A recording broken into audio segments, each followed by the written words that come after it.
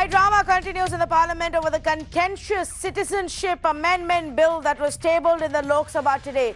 The opposition is up in arms, deeming the bill as unconstitutional and regressive and anti-Muslim. Just minutes earlier, AIMIM chief Asaduddin Owaisi, after a fiery speech, tore the bill, tearing into the government with his speech and then tearing the bill inside the Lok Sabha. Home Minister Amit Shah is expected to give a response any time now to all of the issues that have been raised by various political parties through the day. He tabled the bill, introduced it with the key highlights, and now he will be responding any time now. Just for those who are still tuning in to what Citizenship Amendment Bill is, well, it's an amendment to the original act that came in about 1955.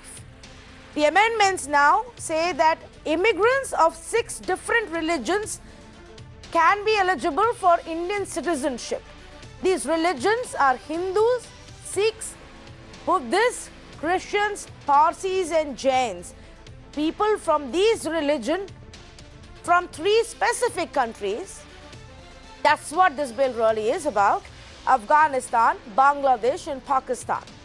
So immigrants or refugees of these 3 countries, of those 6 specific religions, not Muslims, can get Indian citizenship if they've been living here for 6 years. This is essentially what the new amendment is. Why is it controversial? There are 3 basic contentions and controversies that have emerged that also got debated in the parliament in depth tonight. First one is that the bill discriminates against Muslims. That Muslims from Bangladesh, from Pakistan or Afghanistan are not allowed, or any other country, so to say right now. But other 6 religions, those refugees can get citizenship in our country. Claim number 2 is that bill violates Article 14 of the Constitution. Article 14 actually speaks about equality in front of the law, equality for everybody, irrespective of their religion, caste or creed in our country. And that's what actually was quoted today by many, many politicians and MPs inside the parliament.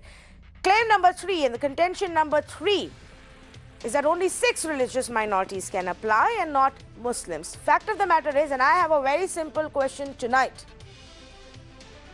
should there be a policy in our country, even if it is for citizenship, which is based on religion? Should religion be the basis for citizenship in our country? Let's say good evening to Gopal Agarwal, National Spokesperson for the BJP, Sangeet Kumar Ragi, political analyst, Neerja Chaudhary, senior journalist, Javed Ansari, also a senior journalist, joining us this evening, Shikha Mukherjee, also a senior journalist, with me right now as we watch out for Amit Shah's response to this contentious bill. Let me start with Mr. Gopal Agarwal. Mr. Gopal Agarwal, why is there a need to have any policy, a citizenship policy, which is based on religion? Because if you see, the basis of this is Nehru Liaquat Agreement, which specifically mentions that any minorities in both the countries after partition will get due rights and will be treated equally. But what happened in Pakistan was the minority persecution.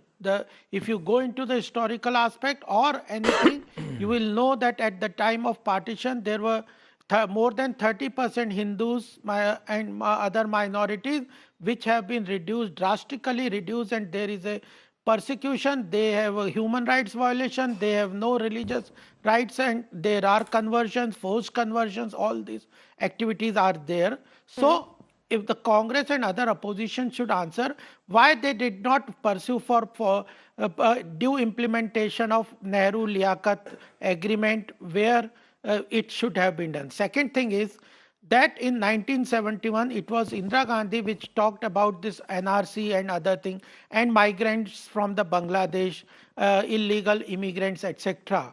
So those issues have to be resolved. They were the complexities which were creating, and we have history where we have given citizens to particular group of people either from Uganda or in 1971 from Bangladesh, where there is a particular identification of persecuted people, those minorities in these three countries, six minorities, religious minorities which are facing persecution. They have come to India before 2014. They were living in here as illegal immigrant and were not able to go back. They were not ready to go back. They feared persecution, they feared killing, they feared conversions, all kind of atrocities. They were not ready to go. India had given them long-term visa. Okay. So that problem had to be solved. These are several problems which are legacy issues, which are historical issues, which are humanitarian issues. So, okay, All this so Mr. required Gopal a Agarwal, before I take long-term you to our other resolution panelists, of the problem. I'm just trying to understand, Mr. Gopal Agarwal, before I take you to our other panelists, my question to you was, why should we have a policy which is based on religion? But I don't think that's what got answered there. My second question to you is, I if am this told is the because policy, no, no, I then told India you. is opening So up I its told doors. you. 1 minute No, now. no. Let me I'm finish telling my you point. the first answer. Which is what? Because the religious people are being Because persecuted Nehru in did these three this? countries. These six religious communities are being. No, no. No, it is not Nehru alone. I am telling you, these six religious communities are facing discrimination and are being persecuted religiously in these three countries. So They what about need the the Indian Ahmadis? support. So what about the Ahmadis in Pakistan, the Balochis in Pakistan? What about the Rohingyas in Myanmar? Are they not being persecuted as well? Or we don't care about them? No, no, no, we care. Nobody is stopping others. But this Okay? is particularly a large scale problem population which we need No. So to I am support. asking you, why is And it religion it based? is You can not make it that country others will based, not get. and people being persecuted for their identities in this in any of these three countries. Why could it simply No, but not be that? no, Neerja the Chaudhary, Muslim. should No, it not be no, but people being persecuted on the Kashmir basis of their in Pakistan identities? occupied POK. What is happening in Balochistan? If people in Are they not being Pakistan persecuted? occupied Kashmir, yes. Then So for them, Neerja we are Chaudhary, supporting their can freedom it movement, but can they it are be not minorities in their countries. Can it They be are not denied? Can minorities it be in their denied country. that Their this freedom and policy other issues are is being simply supported. based on Yes, religion? yes, Okay, 1 minute, Mr. Gopal yes. Agarwal. Let me take you to our other panelists. Neerja Chaudhary, please.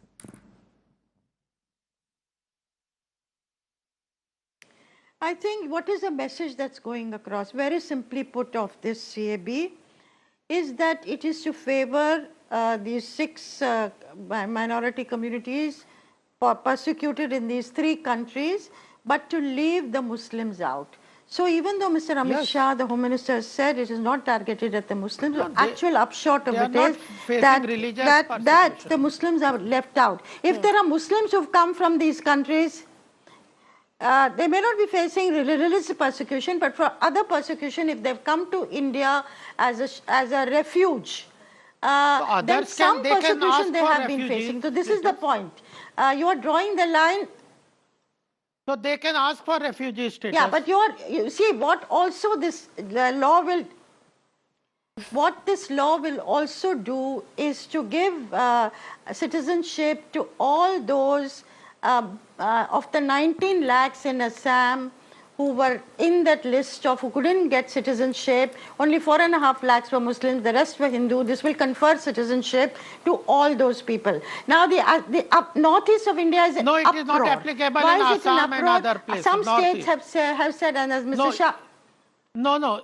They have been separate. You see, they have it is left out not because applicable those states to certain parts, not all of Assam. Not all of Assam. Who's conducting the program? Certain parts. But are you going to be most of the tracking? Only certain parts. Yeah, that's right. Absolutely. Yes. You know where there is a inner line permit. Yes. And there are tribal areas in 2 states. Yes. One state of Meghalaya covered by the 6th schedule. Manipur, because there's such an uproar there. So you made exemptions for where there are tribal populations. But parts of Assam, it is, and the Assamese are saying this, it negates the Assam Accord. So what you're going to be doing, where 1971 was the cutoff year for people illegal migrants to be coming in, now you made 2014 December as the cutoff year by this, meaning 43 more years of illegal migration, which is Hindu and including Bengali. So a lot of pressure on the people's identity and these questions that have come to the fore for so many decades in Assam. So they are naturally worried and they're agitated.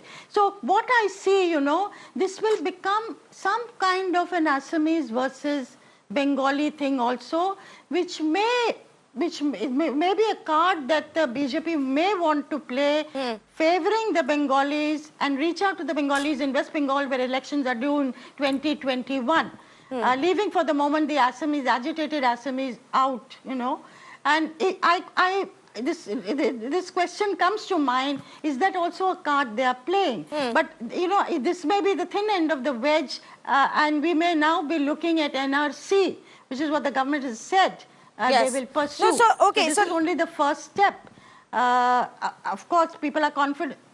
Yes, okay. So let's take that point and let me take it across to Mr. Sangeet Kumar Agi. Mr. Agi, if this is about a policy for 3 countries and religious minorities in those countries who are being persecuted and taking them in, then why is the rest of the country taking them in but not the Northeast? Today, the Home Minister has said that even Manipur will not be included because, well, we'll put them under the inner line permit. So all of the Northeast, barring some parts of Assam, is not included, but the rest of the countries, I thought we were more for integration than anything else. यहाँ तो उल्टा हो रहा है.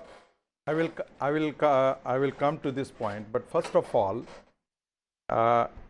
we all will be dishonest and hypocrite when we suggest that the religious demography doesn't play a significant role in polity of a country. You must understand that United States of America, in the formation of United States of America, the religion played a key role. Even in formation of the print capitalism, when the Bible was circulated at the mass level in Britain, the British nationhood came.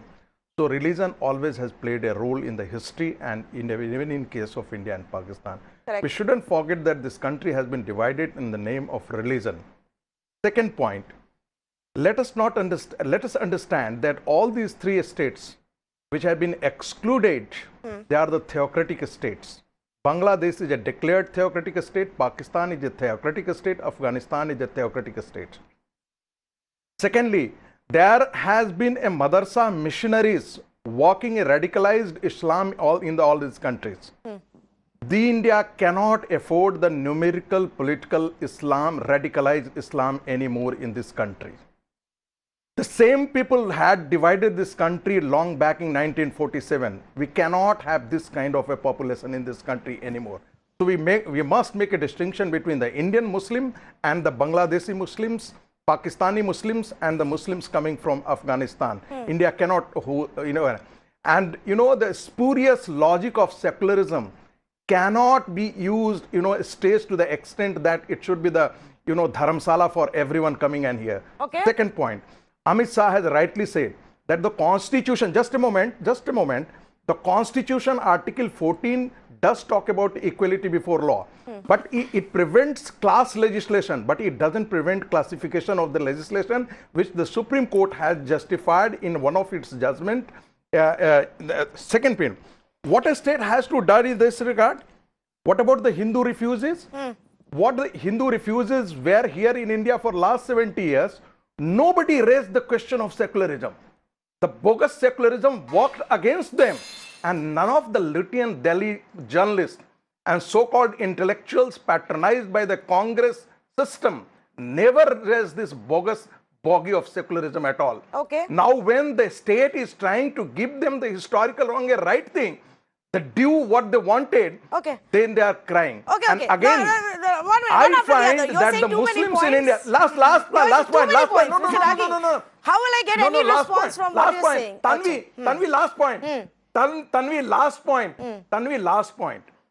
I think that the Muslims in India are opposing it because they see a future that the increased numerical strength of Islam in this country, in different parts of the country, they have changed the religious demography, which has led to their inflated, increased political strength, particularly in Pashchim Bengal, particularly in Bihar, in Uttar Pradesh, also in Maharashtra and coastal areas of southern India. So essentially you're saying... So this is the right time to strike and them to delegitimize their citizenship.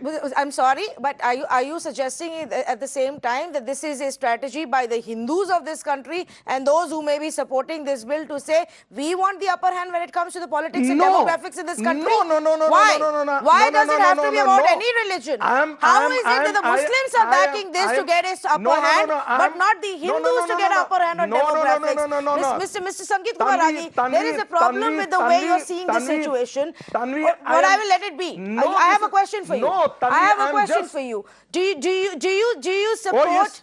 Do you support this citizenship amendment bill to give citizenship to these refugees or not? You back it. This citizenship bill is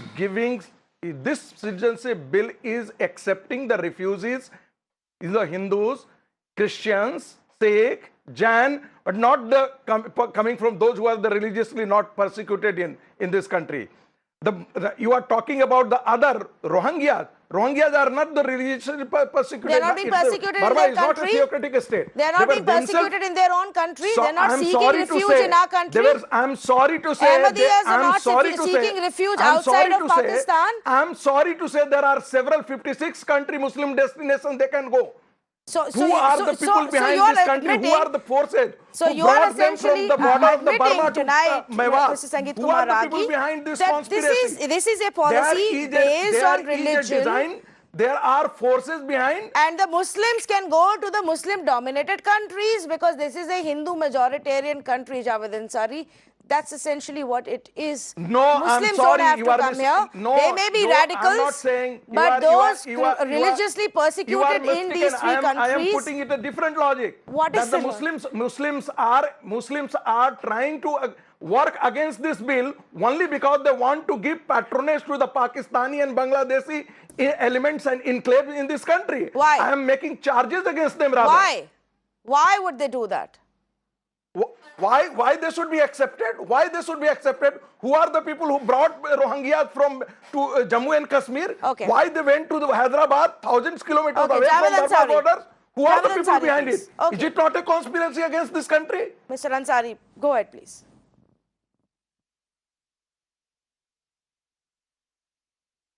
Yeah, but what's the question? Would you want to respond to what Sangeet Kumar Ragi is saying? The fact is that we don't want radical Muslims coming in our country. We are only giving refuge to the religious minorities who are being persecuted in Bangladesh, Pakistan and Afghanistan.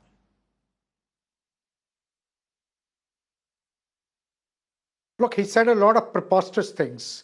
He says Muslims are crying or are complaining or are opposing this bill because it will deprive them from increasing their numbers and thereby increasing their political clout. I mean, there's a whole lot of preposterous things. I don't want to get into a slanging match with him. He's entitled to his views, however misplaced or weird they may be. But if you want to know my view on this bill, I think this is a constitutional monstrosity which is about to be perpetuated on this republic. For the first time in 70 years, India is turning away.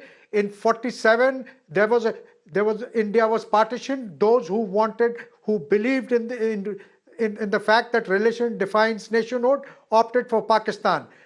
And the rest of us continue to live in India. I subscribe to the view that religion does not define nationhood or citizenship. India is a country where flowers of all kinds bloom, you know. India has been home to every religion. We are now changing the very basis of our constitution. This not only militates against everything that our founding fathers stood for, this also militates against Article 14, and hopefully the courts will strike it down. Disagrees with you? No. Can I count? And what about Tamils? Can I Okay, come they in, have a bone Tanvi? to pick with Muslims. What about Tamils in Sri Lanka? Tanvi, What about Tamils in Tanvi, Sri Lanka? Can I say Why have they something? been No, kept no, no. out? Let me, Tanvi. Okay, 2 points. 2 points. Sangeet Kumar Ragi can answer the first part, and then Gopal Agarwal can come into the what about those who've been given refuge in Tamil Nadu. Yes. Tanvi, when we try to discard this issue that the political Islam is not a reality, then we are dreaming in a different world altogether. Why is it so that when they are going to United States of America, they are creating a pocket and then there should be a Shariat law. In Britain, they are asking for the Serviette law. In France, they have been living together for 700 years and yet they are asking for the Shariat law. In Australia, when they went there, they are not talking about the Shariat law. But when they established themselves and created certain colonies, they are agitating now for the Shariat law. So the political Islam is a reality throughout the world. So what is the guarantee that these radicalized elements who have come from this radicalized country won't be raising such kind of voices? So why it is the country, it is for the country to decide, and no bogus. Again, I am saying that the secularism stretched beyond a point has really damaged this country. Okay. This is the point. Fair point. Let's get in Shikha Mukherjee on this point. Shikha Mukherjee, what is to say that we won't have radical elements coming in our country, which is why we need a citizenship policy which is based on religion? That's the argument Sangeet Kumar Ragi is making.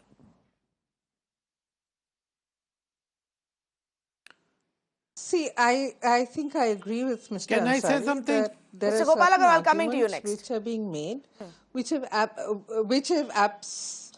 please, may I finish? Yes, please. I mean, you don't even, I haven't even started before somebody wants to say something. I mean, this is ridiculous. But however, the fact of the matter is that what they are saying and what their government is saying on the floor of the parliament or as responsible ministers are slightly different. First and foremost, Mr. Rajnath Singh, who is a very senior politician and a respected member of the Bharatiya Janata Party, having been its past president, says that people of Indian origin from these places who are facing prosecution will be allowed to apply for citizenship under this bill. That's the first thing he says. Mr. Amit Shah, who is the current president of the BJP and the Home Minister of this country, then says that no minorities will be impacted. The Bharatiya Janata Party's other leaders are also saying that those who are already citizens of this country will not be impacted.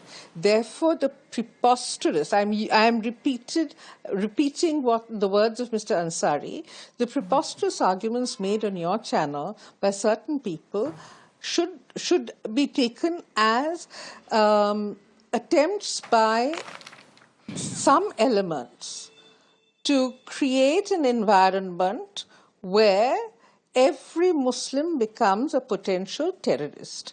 Now, there is a particular phrase that one of these gentlemen was using. He said these people who are coming from those countries.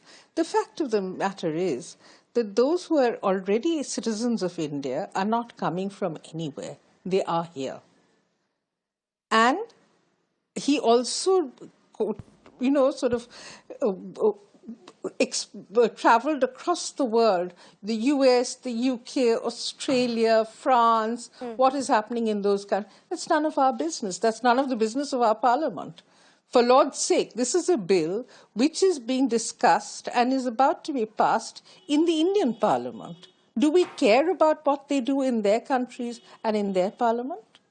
Unless there is a foreign policy implication, and there's certainly foreign policy implications to the way in which the citizenship bill has been framed. Yes. Having said that, let me also add that the citizenship amendment bill is an amendment which changes the status of who. Mr. Rajnath Singh has said one correct thing, that people of Indian origin, great. But there are people of Indian origin who are also Muslims. There are people of Indian origin there are people of non-Indian origin who have been living in this country for now over 50 years. And these are the Tibetans. They're also here. So what is this whole business about only Afghanistan, only Bangladesh, only Pakistan? Are there no other people who have been persecuted? No other people of Indian origin who have been persecuted elsewhere in the world? There's, of course, Fair Uganda. enough. Everybody knows what happened there. Right. There are other places also from where people have Okay, so moved. I will go And across to therefore, the other this side. kind of Yes. first and foremost is it Sika, violates the basic structure of the Constitution. Yes.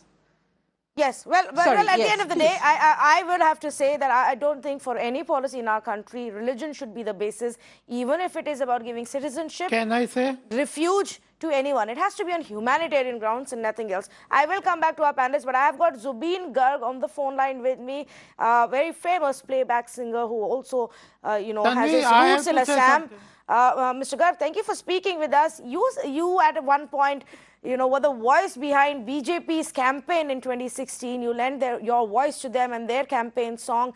But you have a very different stand to take to what's happening tonight in the nation and the debate that's going on. Where do you stand on the citizenship bill? See, my point is like, why everyone is opposing it? My question is because there are some loopholes there. And they're trying to create a civil war here between the Bengalis, the Assamese, the Hindus, and the Muslims, which we cannot permit, actually. And all the organizations, all the students' organizations, all the private organizations, we are all together, and that's why we're fighting it back. And, you know, this bill will be like liable to only Assam, basically. It won't work in Manipur, it won't work in Nagaland, partially it will work in Meghalaya, and partially it will be in Tripura. But the whole Assam will be affected. So lakhs of people, lakhs of refugees will come from outside. So how will we manage them? That's the point. But the government says, Zubeen, that, you know, the indigenous the villages and districts where more of indigenous people live in Assam won't be included in this and they will be kept out of this. You don't believe that will help? Yeah, and we had an accord with the Students' Union, like during the Assam agitation, that after 1971, no Bangladeshis will be allowed here.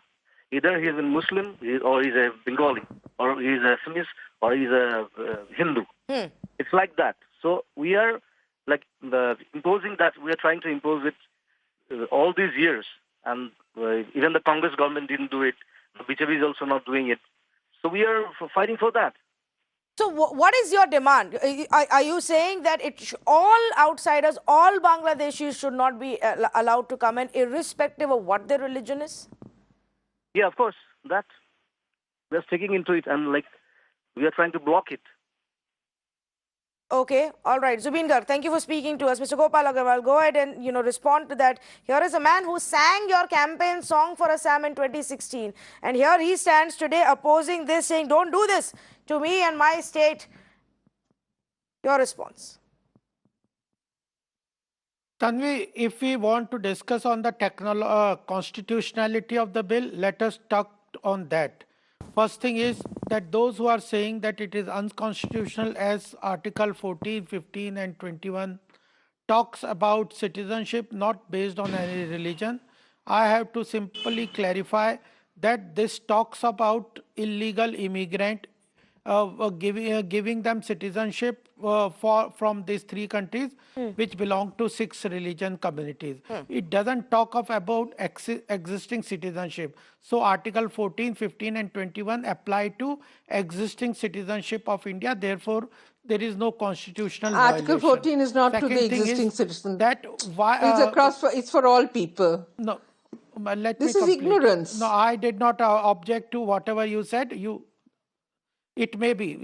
What the second point is that At least, but when we are talk talking sense. about No, citizenship to illegal I must make immigrant, it clear that the Article 14 One applies at a to time, please. everyone. One at a time, It please. doesn't One make at a time. distinction between No, citizen I and was non-citizen. also wanted to make it clear. Okay, make No, it clear, I please. also Mr. had Gopal so many Agarwal. things to Right, I mean, clarify this is, when you Mr. were. you Gopal cannot, Agarwal, you the point. cannot misinform people. Yes, Let me Mr. finish, Gopal then they can Agarwal, clarify. the cannot point that is being misinform made people. here is that Article 14 is not necessarily for No, citizens no, I already also existing in wanted this so country. many points. Tanvi, Okay. I Yes, also yes, wanted, respond. also wanted We are to make listening so to many you. points. I kept my, I kept quiet. But the The point second is that thing you is cannot that when we are misinform talking about people. citizenship If you want to misinform no, people you were misleading with your completely in your that's one statements. thing. You were talking about some other thing. We are discussing this citizenship amendment bill. You were saying that there are other people also who are being persecuted.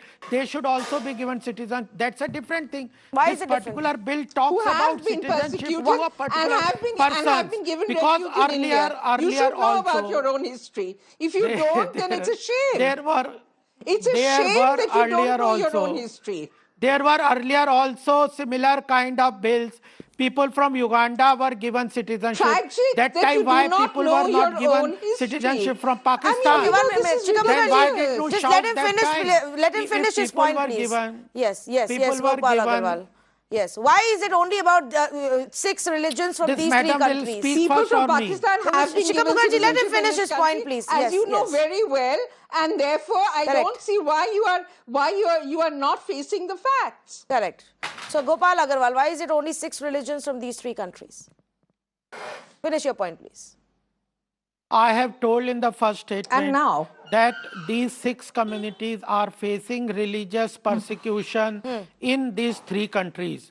And this bill is particularly targeted to illegal immigrants from these 3 countries belonging to this 6 so are there other bills religious coming? communities. So are there other and bills? they are So are there clearly other bills being, for minorities being clearly, persecuted across the world?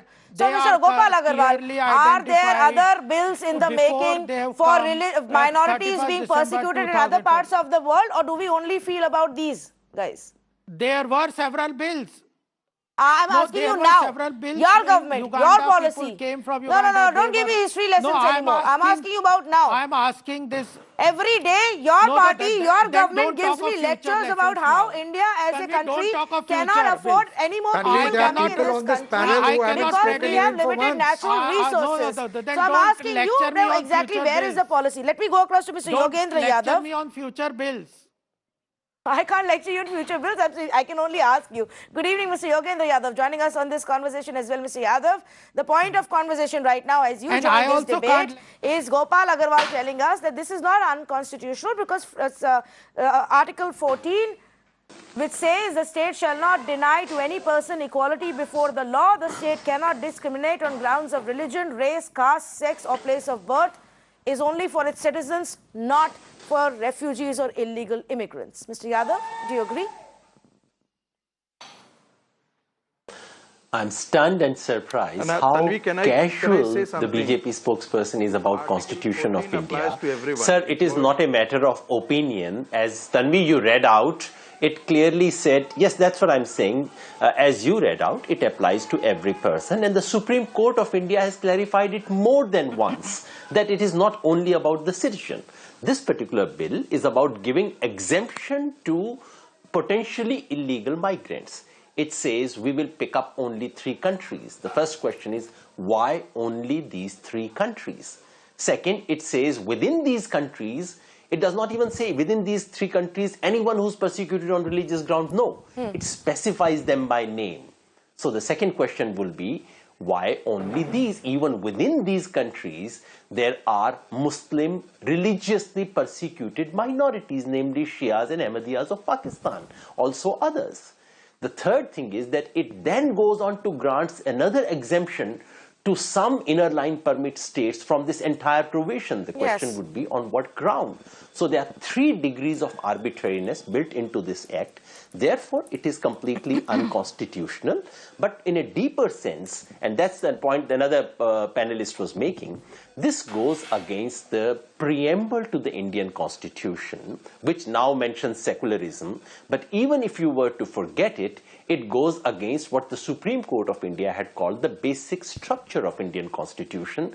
This country is a secular country, and by admitting religion to be one of the potential grounds for giving or refusing citizenship to someone, we are admitting a criteria which secular countries cannot. Secularism is not an optional thing for India, because either India will be a secular, either we will have a secular India, or we will have no India at all. My fear is then that in its petty anxiety to protect its Hindu Bengali vote bank in Assam, and in creating potential communal rift in Bengal so that BJP can benefit a few more votes in Bengal as well, this ruling party is risking the very foundations of this country, reopening the wounds of partition. Today the Home Minister referred to that. So he wants to reopen the entire history of partition. I would plead with these BJP people, for heaven's sake, win Assam, take Bengal without elections, but please don't open the wounds of partition in this country. You don't know what you are doing. You are cutting the foundations of the tree of Bharat Mata. Please don't do that. Mr. Jawad Ansari wanted to make a point, and then we will get a response from the BJP. Mr. Ansari.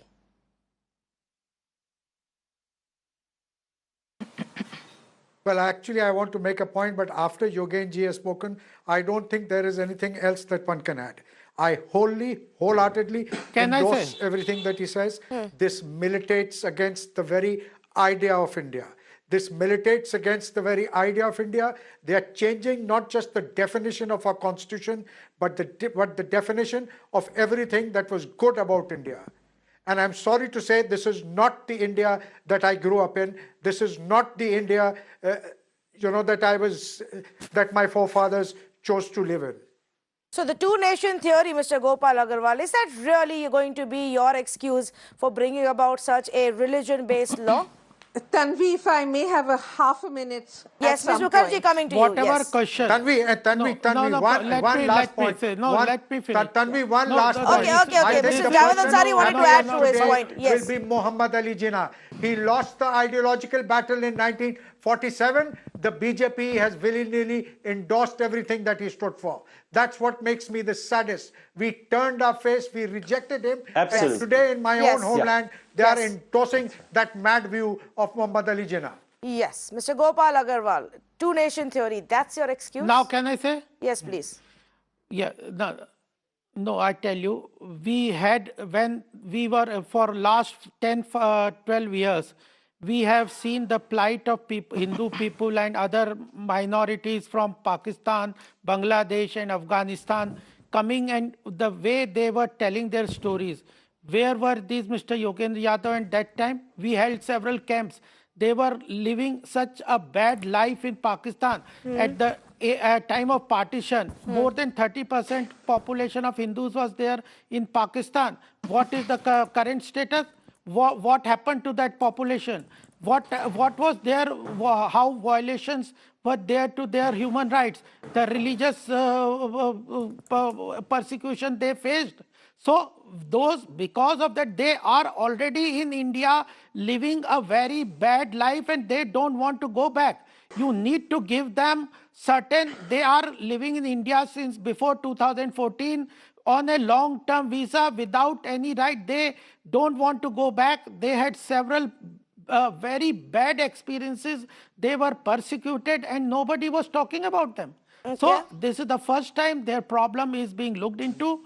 There can be other problems. There can be other sections of the society in other countries. Mr. Gopal Agarwal, let me just say this, and I'm going to let our panelists really respond specifically to you. I'm sorry. You made your point. I got your point. I got your point. To tell you humanitarian basis, humanitarian policies, opening up your arms and your doors to people who seek refuge in your country cannot be on the basis of religion. You can't feel bad for certain segment of people cannot who be are the being solution persecuted to for their all the problems identity in the country. and not feel bad for the Every others. bill is looking after a particular problems Oh. of particular sections. Okay. This bill is not solution to every problem that the country faces. Sure. This bill is just for a politics. solution This those bill religious is just minorities. politics. The new We political are weapon for the playing, BJP. What else is left to be whatever done you after may the call. Ayodhya is The done? politics was Two people want to when respond to you. Two when people. you did not Okay, look okay. into why Nehru Pact was not being implemented in Oh, Pakistan. why is they your were party being stuck persecuted, in why history they were over being half a thrown out. century ago? I don't understand that, but all right. Yogendra No, Yadav it is not and then history. Shikha Mukherjee. It is Yes, present. Yogendra Yadav, please. Yogendra Yadav. Mr. Gopal Agarwal, listen to others now, please. 2 or 3 things I wanted to say. Number one, I'm deeply touched when I hear BJP's concerns about minorities. I can't tell you how deeply touched I am. I just want to take one more step forward and remind them of what Swami Vivekananda said. This is the famous Chicago speech. Swami Vivekananda said, I feel proud of the country I come from. I feel proud of my religion. Why? Because my country has offered shelter to anyone who sought shelter. That is the principle. Let that be incorporated. If the BJP says, I agree. I do agree that Hindus in Pakistan have suffered religious discrimination.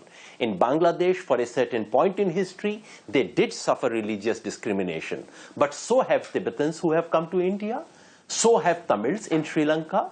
So have possibly some Muslims in Nepal when Nepal was officially a Hindu state. So open your arms to everyone. I would be the one with you. I would salute you. I would celebrate you. Why don't you do so? The real issue is that you don't want to follow Vivekananda. You want to follow Jinnah. You have an envy of Pakistan. You want my country to become an imitator of Pakistan. And I'm afraid that I'm not willing to accept. India shall not be a Hindu Pakistan. We rejected not just Pakistan, we rejected the idea of Pakistan. And today I shall not embrace the idea of Pakistan simply because your party wants to get a few extra votes in Assam and West Bengal. Okay, Shikha Mukherjee wanted to come in. Go ahead, please. Yeah, well, just to say, just to add to what Yogendra Yadav has just been saying, there is an element of, if you look at the Citizenship Amendment Bill and the speed with which it was brought in, there is as such no great hurry. The process of granting citizenship to people who are persecuted and have submitted and have appealed for citizenship should have been. That could have been fast-tracked instead of bringing in this bill. The purpose of this bill, as Yogendra Yadav and all of us believe, is political. And therefore, the question that I am intrigued by, and the BJP has not answered, is why December 31, 2014? What happens to a person who thinks of herself or himself persecuted on the 1st of January 2015. What will this bill do to that person? If you insist on setting such a definite, the Assam Accord had its own reasons, but this particular bill, with its cut-off date, what is it going to do to the so-called persecuted in other beyond that particular deadline? Mr. Gopal Agarwal, is there a rationale here? Mr. And that Gopal politics Agarwal?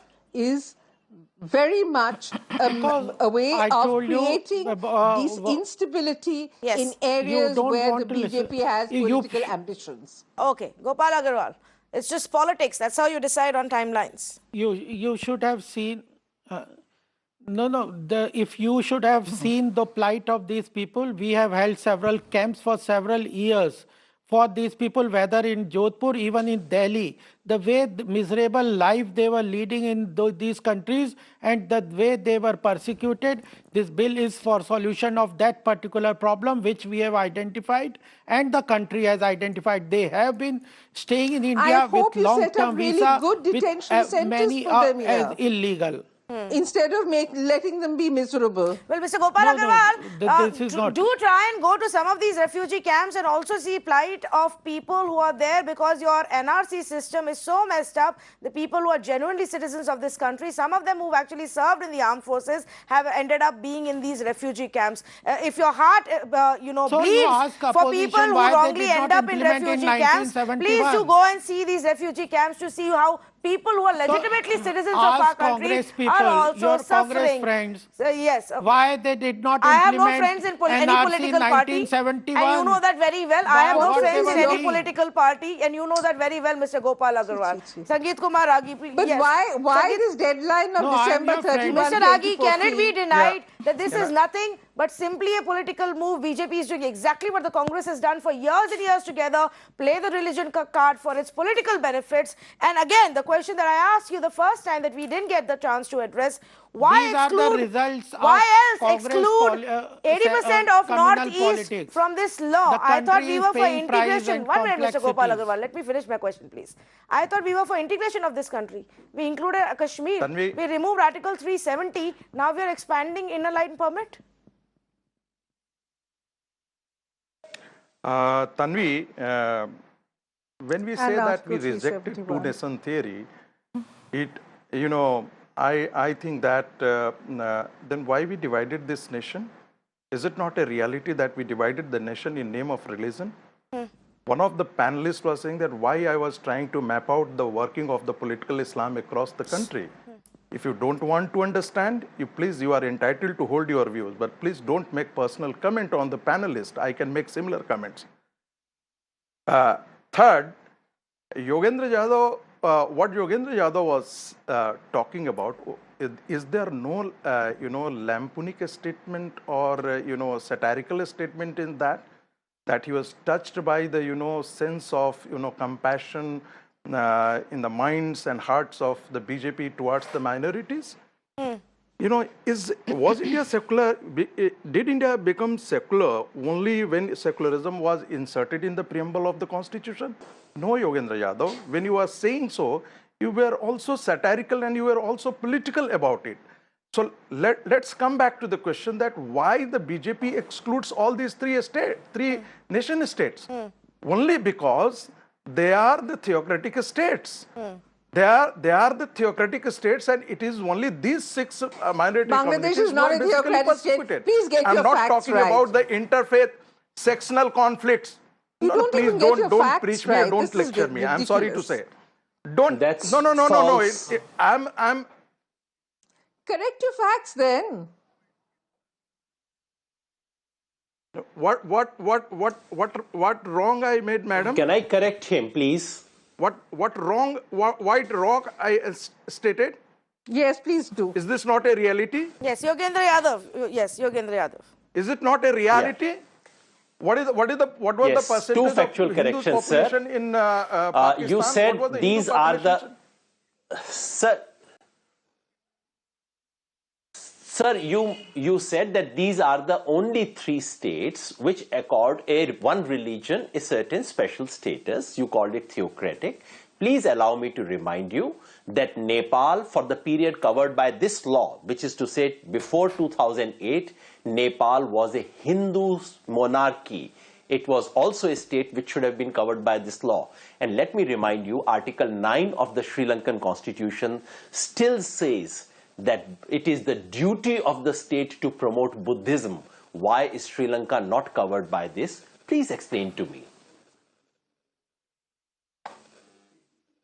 Can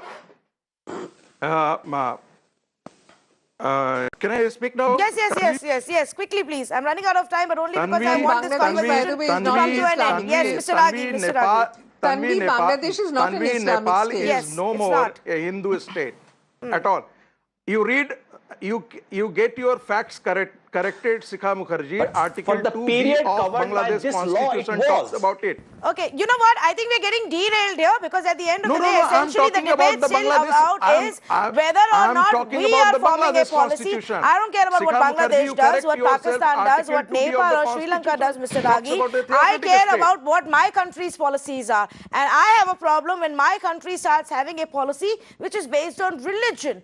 If you are against illegal immigrants, by all means stop all illegal immigrants. If you are opening your doors to refugees, by all means then look at the legitimacy of why they are seeking refuge in your country. Political reasons, religious persecution reasons, or whatever else the reason be.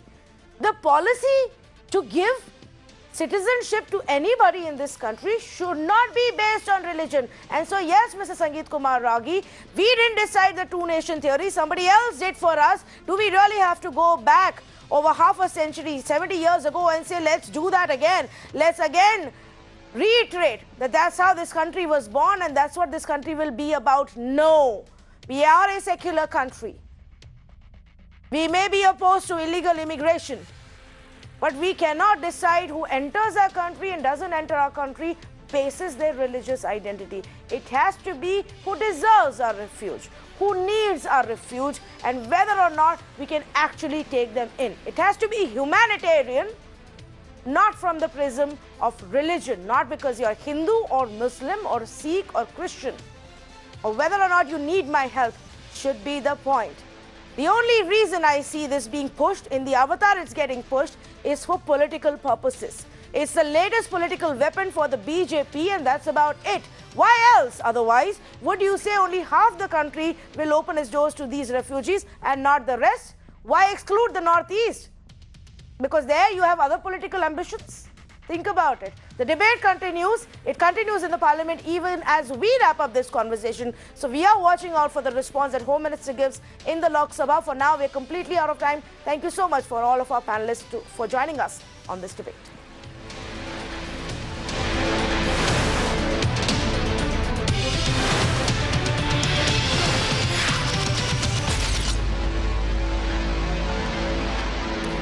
Onion prices continue to spike up for the common man, now touching 200 rupees per kg in some parts of our country. 200 rupees. Take a moment to think about this. The government's move to introduce ban on exports, bring in more import of onion into the country, crack down on hoarding, reduce the stocking. None of this seems to be helping so far. Instead, this is what is happening. West Bengal, Mamata Banerjee is actually inspecting the market as if that's how the problem to high prices will get resolved. In Andhra Pradesh, the TDP chief obviously using it for his own political gains and holding a protest. In Puducherry, Chief Minister Narayan Swamy thought it was a great idea to start gifting onions. 1 kg onion gifted to each woman on the occasion of Sonia Gandhi's birthday today. While the common man, and that's in the fourth segment there in your window, the farmer died in a queue trying to fight and get some subsidized onions. That's the plight of the common man. For people who say, how does it matter, don't eat onions. Onions is an integral part of the food. Imagine the plight of the farmer trying to get a basic food when he has no money. 200 kgs in Bengaluru, 180 rupees per kg in Mumbai, 120 per kg in Bhopal, 160 per kg in Lucknow. That's the price that we are looking at right now. Whose fault is it? Dinakar Lanka, spokesperson for the BJP, and Seema Malik of the NCP joining us this evening. Mr. Lanka, good evening to you. When will we get respite? It's been so many days and weeks now, and the prices are still going up. Yeah. It is the basic thing. Onion is the part of every family in our nation around all corners. India has annual requirement 150 lakh metric tons per annum. Per capita onion is around 14 kgs in India. We had placed 37th rank in onion consumption out of 150 countries. These are all the facts. But as far as supply demand is concerned, there is a huge gap happened due to the prevailing conditions, drought conditions happened in the Maharashtra, where 38% of onion production of whole nation comes from that state, and it adversely affect the drought conditions and the various natural calamities. Due to these facts, production was came down. It is the fact. Apart from Maharashtra, Madhya Pradesh is producing 18%, Karnataka is providing 16%, and the rest of other country, Gujarat, Bihar, Uttar Pradesh, Andhra Pradesh together, 28%. Here problem is the supply of the onion on April, which starts in Rabi season from Maharashtra, Madhya Pradesh, Rajasthan and Gujarat. It serves till September. Just mid of August, at Kharif season from Andhra Pradesh, Kurnool, which produces the onion. I don't want to know the reason anymore, Mr. Dinakar Lanka. I can give you 5 more reasons. 1 minute. No. Don't give me reasons and don't lecture me on agricultural output of this country. Thank you for finding out that this is how it happens. Dinakar Lanka, my question to you is, when will the prices come down? It's been more than 2 weeks. People are fed up of buying onions for 100 rupees. What is your solution? You allowed half of the buffer stock to rot. Half of the buffer stock went to waste. Let you allow me. Quickly, please tell me, when will the prices come down? I don't want a lecture from you on where onion is grown in this country. Let you hear first. Let you hear first. When you ask the question, let you hear. Facts should be known, and the what kind of decisions the union government has taken. Let I explain. Let you allow me 30 seconds. In Kharif crop, which comes from October, it alone comes from Maharashtra only. Due to the drought conditions, due to the prevailing short supply, deficit supply from the Maharashtra, this problem arises. What union government is doing? This is important question which you are asked. Yes, union government very much cautiously examined the facts. September itself, exports was banned. Imports orders has given after requisites come from various states as per their demand requirements. Already Egypt, Afghanistan and Turkey, we have placed orders. 1,50,000 metric tons we are expecting from Egypt. Next 1 week, within a 1 week, 20,000 metric tons are coming from Egypt. We are getting from Turkey and Afghanistan also. So next 7 to 10 days we are coming out from this problem. 7 to 10 days, Seema Malik. We have been paying the price for onions above 100 rupees per kilo for now over a week, 10 days. Today BJP is telling us wait 10 more days. Seema Malik, delayed action or not? This is really unfortunate. Yes. This is really unfortunate. We are not telling wait for 1 minute now, Mr. Lanka. Please listen to Seema Malik. This is really unfortunate. This is really unfortunate, sir, that you are giving the reasons like a drought and flood and all those things. But you are not coming to the real point. Actually, isn't it fact? I think you are from NCP, means you are coming from Maharashtra. Dinakar Lanka, I am going to tell you one last time. Please listen to the other side. I don't have time for this kind of yelling. Seema Malik, please. Can I just hear Seema Malik?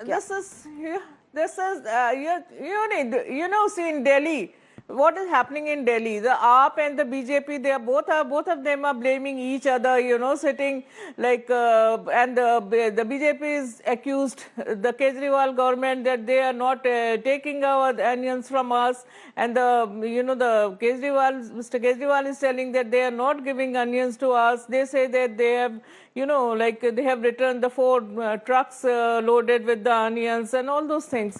But they are telling that he's telling this about the flood and the drought and all those things. But basically, what I think is that they are a complete failure in controlling this onion price. And when it was UPA government, they made a lot of hue and cry about this. But they are not talking about the real problem, the middleman and the hoarding. You know, these things they are not talking, which is the real problem actually. Okay, I'm completely out of time. I take your point. About the storage. Yes, they are not they haven't. For 6 years, remedies. They are just avoiding in the parliament also. They don't want to talk about the onion. Tanvi, no government has focused on storage. No government has focused on crackdown on hoarding because it works for them to allow the traders community to just loot the people of this country. 50% of the buffer stock we had for onions was wasted, just rotting like that without the government waking up. The government is waking up now scrambling to import some more onions so that we can get some more relief. The onions that have been ordered in the last week will still take several more days to reach our shores, to reach your market. Till then, viewers, be prepared to pay 150 rupees, 200 rupees because the hoarders and the traders in our country right now are having a field day. And so we'll find all the other possible rhetorical conversations to distract you while you pay such high skyrocketing prices for onion. Fact of the matter is the government woke up to this situation very late. Yes, unseasonal rains may have damaged the crops, but that too was a while ago. Even today, the steps that are being taken is to reduce the stocking limits. Why now? What were we waiting for all this while? Today, in parts in Bengaluru, onions are being sold at 200 rupees per kg. Imagine that. Completely out of time. Thank you so much for joining us on this edition of the Urban Debate. Let's go across to Sanjana, who will be putting the spotlight back on fire safety and how every time, Sanjana, the corrupt, the negligent government officials get away. Tanvi, the national capital has several agencies, central and state government authorities, autonomous bodies, and what's common with all of them is that they're all angling for power. They're all angling for their piece of the pie. And now we're going into elections. Tall promises, big claims, all are very well, but where do these people disappear when it comes to fires like the one on Sunday that killed 43 people? I'll tell you where it comes down to, Tanvi, and viewers, it comes down to blame game. That's where. But the truth is, no one cares. The truth is, organized corruption are killing people every day, and these people think that because it is poorer, more marginalized people, that they can order a probe and be done with it. But that's not how to run a city, that's not how to run a state or even a country. We need to tell that story tonight, Tanvi, and that's exactly what we're going to do.